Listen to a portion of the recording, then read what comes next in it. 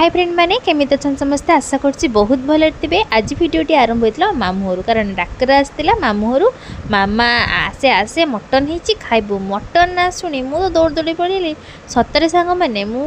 Mutton chicken एत खाएनि कारण मुझे आलू झोल बेसी पसंद करे खायापी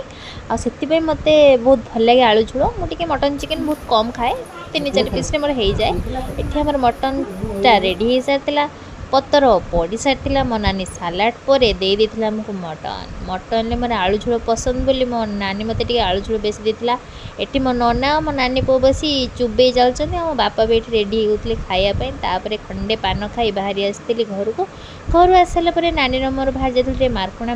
फेरु फेरु बहुत सन्ध्या होता छक दे आम छक तरांग छक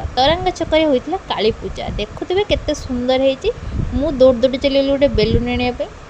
छाड़े मोर गोटे इच्छा तापर काली माँ दर्शन।